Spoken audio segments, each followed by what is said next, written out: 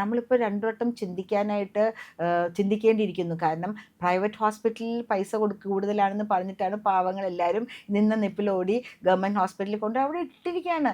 നമ്മൾ കാണാറുണ്ട് ആംബുലൻസിൽ നിന്ന് ഇറക്കണമെങ്കിൽ പോലും ഇതൊന്ന് തീരുമാനമാവട്ടെ എന്നിട്ട് ഇറക്കാം. അപ്പോൾ ബോട്ട് ഡെഡ് എന്ന് പറയാമല്ലോ, കൊണ്ടുവന്നത് തന്നെ മരിച്ചു എന്ന് പിന്നെ വേറെ ഒന്നും അവർക്ക് എഴുതേണ്ട ആവശ്യമില്ലല്ലോ. അങ്ങനെ ആംബുലൻസിൽ വെയിറ്റ് ചെയ്യുന്ന കാര്യങ്ങൾ പോലും നമ്മൾ കാണുന്നുണ്ട് ഗവൺമെൻറ് ഹോസ്പിറ്റലിൽ. അപ്പോൾ എത്ര രൂപയായെന്ന് ശ്രദ്ധിക്കേണ്ട ആൾക്കാരുകൾ അവരുടെ പ്രിയപ്പെട്ടവരെയും കൊണ്ട് പ്രൈവറ്റ് ഹോസ്പിറ്റലിലേക്ക് ഓടുന്നുണ്ടെങ്കിൽ അത് ഇവിടുത്തെ ഗവൺമെൻറ് മെഷീനറിയുടെ പാളിച്ചയായിട്ട് നമ്മൾ കാണണം, അല്ലേ? ഇത്ര കൊട്ടിച്ച് നമ്മുടെ ലോകോത്തര നിലവാരമുള്ള ഹോസ്പിറ്റലാണെന്നൊക്കെ പറയുമ്പോൾ പോലും ഇവിടെ സാധാരണക്കാർക്ക് കിടപ്പാടമില്ല, അല്ലേ? പാമ്പുകൾക്ക് മാളമുണ്ട്, പറവകൾക്ക് ആകാശമുണ്ട്, മനുഷ്യപുത്രന് തലചായ്ക്കാൻ മണ്ണിലിടമില്ല എന്ന് പാടിയ ഇവരുടെ കവി തന്നെയാണ്. പാമ്പുകൾക്ക് പക്ഷെ ഇപ്പം മാളമില്ലാതെയായി മാറിക്കൊണ്ടിരിക്കുന്നു. അതുകൊണ്ടാണ് അവർ മാളം വിട്ട് വീടുകളിലേക്ക് വന്ന് നമ്മളെ കടിക്കണമെന്നും കൊല്ലണമെന്നും വിചാരിച്ചിട്ടൊന്നുമല്ല.